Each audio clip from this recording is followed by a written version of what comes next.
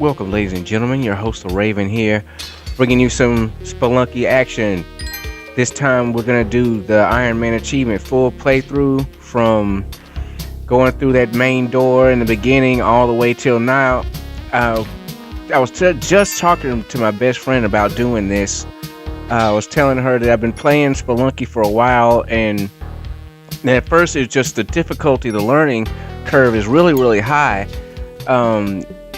It's just progress is slow. It's a game like a lot of trial and error is necessary, and a lot of patience is necessary. And then it's just you learn better habits, like you don't have to kill every enemy, and you don't have to collect every single bar of gold you see. Some things just aren't worth it. They're just not worth doing it. It's not worth the effort. It's not worth the attempt.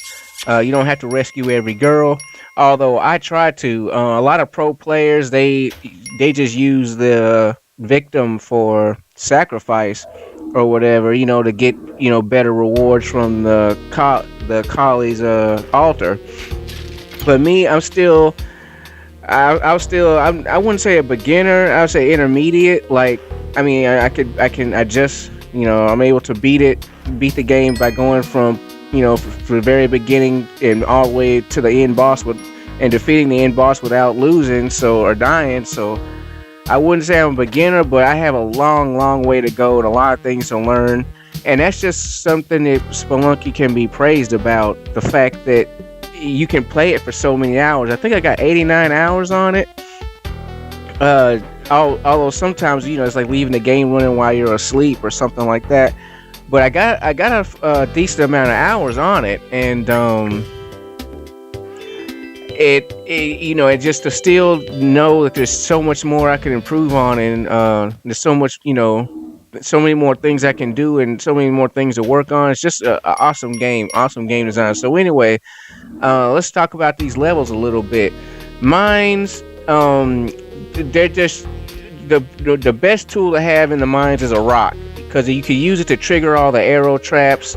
Most enemies can be killed easily by just chucking the stone at them, and that lets you kill things like bats and spiders, stuff like that are really high up or far away or otherwise in an awkward position. You can use the stone to kill them, and without having to risk close combat, because a lot of deaths in Spelunky just happen. It's not random. I don't know how to describe it, but Spelunky, there's a lot of chaos. It's a simple layout. You would think that a game, it's a simple puzzle game, get from point A to point B, dodge these enemies, dodge these traps. You know what I mean? The premise is so simple, but there's so much chaos. In the mines, not so much. Spiders, they tend to chill and wait. Even the big ones chill and wait unless you pass underneath them or touch them. The snakes have a set pattern, go back and forth or spit venom. There's jumping spiders and there's hanging spiders. There's only like a handful of enemies, and once you get their patterns down, not too much goes on. But anyway, we're lucky that we found a shop that has a compass in it. I wanted to buy the climbing gloves, but I couldn't afford it. And that's another good thing about the mines. There's lots of shops. It's better, depending on your style of play, it's better to buy goods early on if you choose to be peaceful, to keep it peaceful with the shopkeepers, which I try to.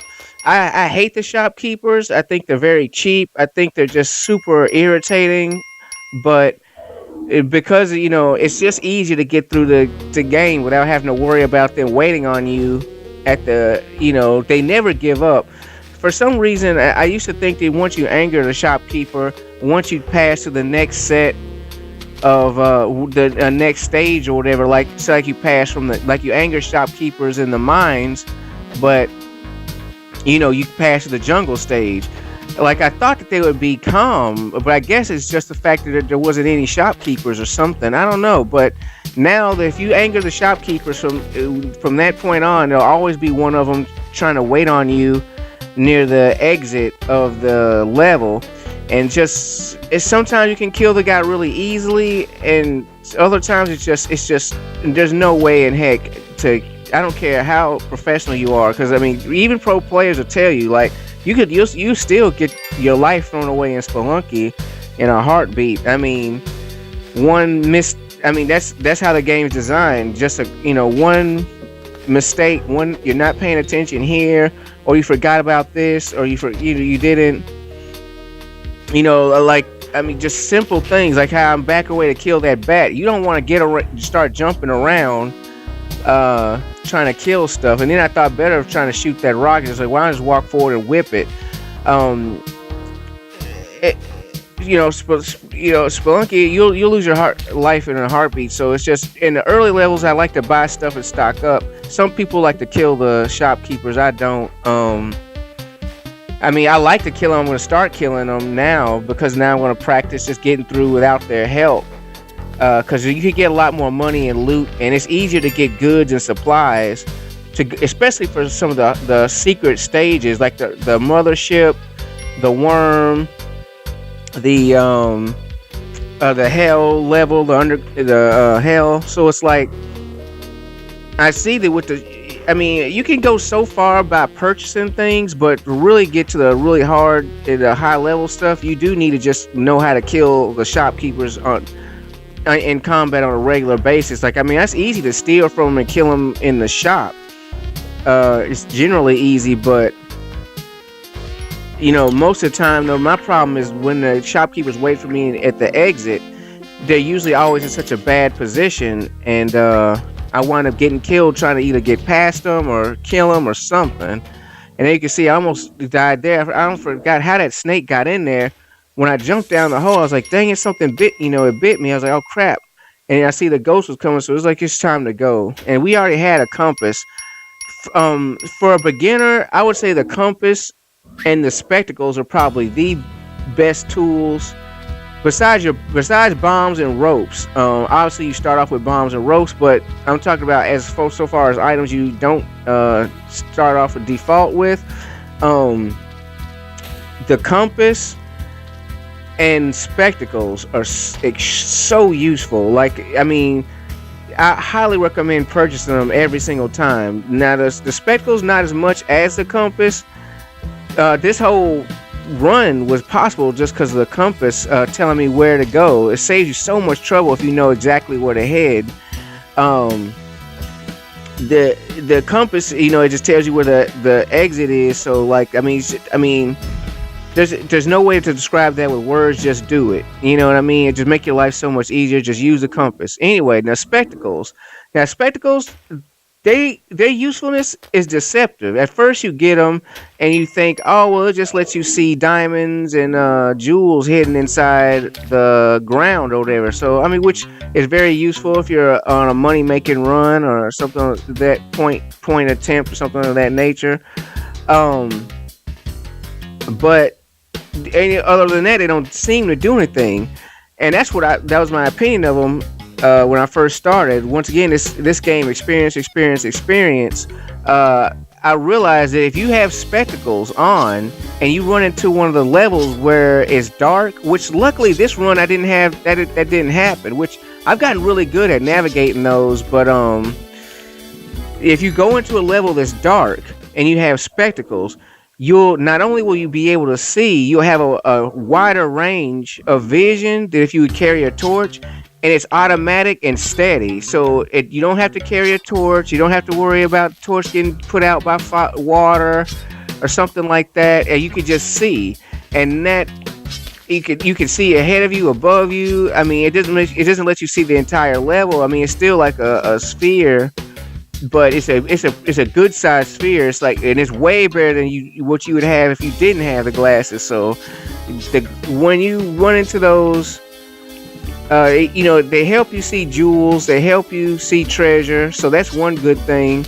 And then when you happen to run afoul of a darkness level, especially in somewhere really difficult like the temple or I mean, anywhere where it's dark, the jungle, the temple, the mines, if it's dark, it's just that much harder. It's like, that makes the level, I would even say 5 times harder than a regular level, because you can die from just stuff like spiders landing on your head because you can't see above you, and there's no way to know that it's up there, and it's like you make a jump, you're looking down to calculate your next jump, and then bam, a spider hits you, knocks you into a hole, and you hit a tiki trap, you're dead. I mean, that's just how Spelunky is. So like, get the spectacles and the compass, just insanely useful, like some of the best items in the game.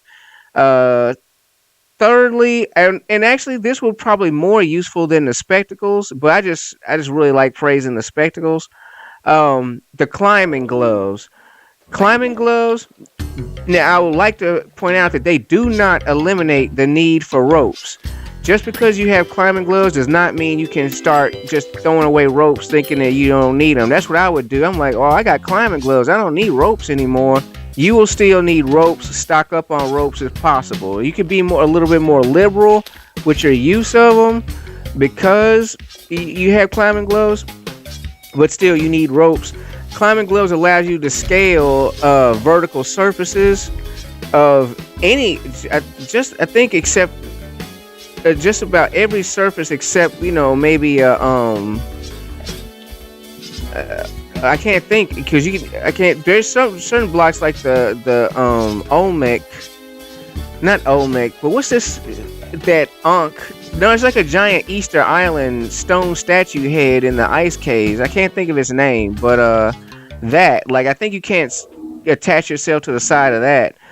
But any other surface you can climb, and that just saves your life. Climbing, getting down, just awesome, And see, levels like this where there's a mothership, or there's the worm secret levels and things of that nature. It's like, I want to be good enough to play those levels. I want to be good enough to where, I mean, maybe not one of the best in the world. Like, I don't know how far my Spelunky passion will go, but definitely, like, it's just it's so difficult at first, but once you get over that little hump, you get over that little hill, and you're learning and your experience, it's like, wow, the game gets just that much more fun. And then it's like, you want to challenge yourself. You want, like, crazy crap to happen, so you can, when it goes off, you can dodge and say, oh, yes, I got out of there. So anyway, ice caves. I want to start saying, oh, this is so dangerous. It's so much more dangerous, but you just have to play it. And unfortunately, there's going to be a lot of blood, a lot of, oh crap, see here, I almost died. I didn't, screwing around picking up that stupid proximity mine. But anyway, the difficulties of these levels, the difference between the jungle and the mines, and the difficulty level between the ice caves and the jungle, and I mean, it's insane. You can only, I don't care what video or YouTuber you listen to, whose advice you take, I don't care how bad they make it seem or how rough they talk about it. The only way to understand the difference and the level and the increase of difficulty is to play Spelunky yourself, and you'll see for yourself. You'll be like, crap. And not only is each progressive series of stages more difficult, each one has its own nature. The mines has its own style and kind of flow, and kind of rhythm to its traps and stuff. So does the jungle. It has a different rhythm. So does the ice caves. It has its own rhythm. And it's like, until you learn the rhythm of each level, in the Aztec temple, you're just gonna die a lot. Period. I mean, it takes you a lots of deaths just so you can get that rhythm. Like, oh, okay, let me not go down here yet, because if I rush down here in the ice caves, a baby penguin might have touched a mine. That mine's gonna blow off. I'm gonna be trapped in this hole, and when the mine goes off, I'm gonna die. It's gonna blow up in my face. So it's like, you learn, wait a minute, let me not leave this alien, because if I leave this alien ship, he's going to shoot something on top of my head, or he's going to blow up a block that I need. Something's going to happen. Something's going to go wrong. If you'll learn what to do, what not to do, what you can attempt, what you should not ever attempt. Like, don't even try to think of it. Like, it's just stupid to do it. Unless you want to die, like you're doing a goofball run or something, like bloopers reel or something. But lost my train of thought because I'm watching what's going on here, just making my way. Like, so glad. I mean, the ice caves too. Like, the levels have been very generous when it comes to navigation. Like, oh man, the ice cave. Like, this video is making the ice caves look really, really easy. But heck no. I mean, there's some ice cave levels. It's just, if you don't have the compass and you're low on like maybe ropes or bombs or something, you're just dead. I mean, there's no way for you to survive it. You can't explore it without killing yourself, you know? So anyway, here we are. I call this the Aztec Temple. I'm not sure if this is that the real name. It could be the pyramids because I see a pharaoh's head over the door. It plays like Egyptian style music.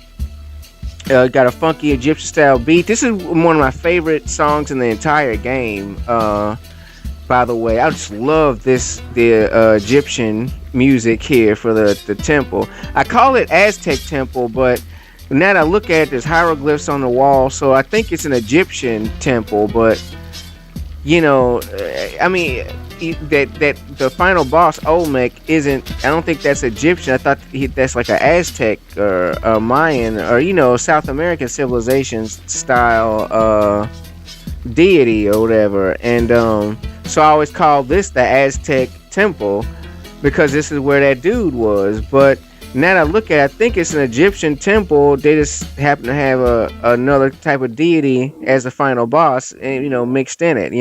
Which I think Spelunky has a bunch of different cultures and stuff mixed in. There's the restless undead, where you have the Chinese ghosts, and you have vampires. So you have and Dracula is in this game. So you have there's lots of references to different cultures and things like that. So I guess it's just a funny mishmash. You got an Egyptian temple, and see you got mummies, you got scorpions, you got the scarabs. It makes sense. It's an Egyptian temple. They just have an Aztec, it's not Aztec. It's a South American boss. And see, here's another time I almost killed myself screwing around with an explosive. That I don't know if explosive is my number one killer or getting me killed. I think I get killed way more often like messing around too much with enemies. I've noticed that, like, I've been way more successful the more I just try to avoid enemies or kill them off like really quickly and as safely as possible. And I hate those tiki traps. You can see that there's still half of us left then die. I hate those damn things. The tiki traps, now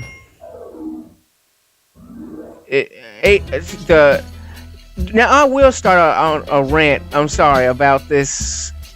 The Egyptian pyramid. Those crush blocks. Seeing those things.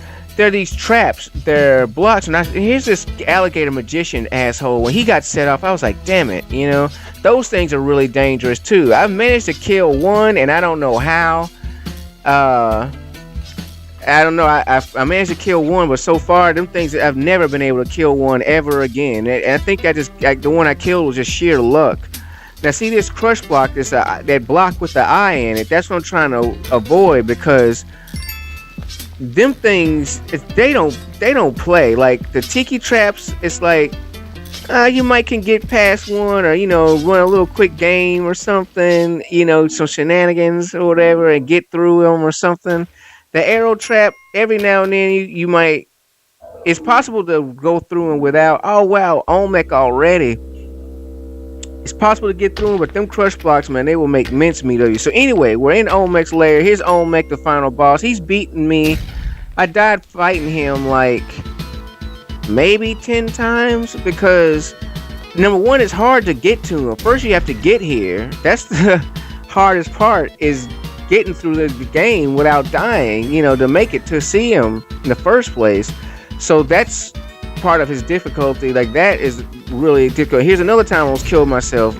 If in this playthrough, I think I almost killed myself like 5 times with explosive, either picking them up too many times or holding on to them when I thought I dropped it. And the reason that keeps happening is because I'm doing this trick where if you lay a bomb and if you pick it up and put it down again, its explosive power will be increased. And being able to use one bomb to get the job done of two bombs is amazing, or just about two bombs, like 1.5 bombs is amazing. Like that comes in so handy. So I've gotten into the habit of trying to do it all the time when I don't really need to. I just need to just lay a regular bomb. But anyway, Olmec, also you need a strategy to beat him. He cannot damage him. There's no way to kill him.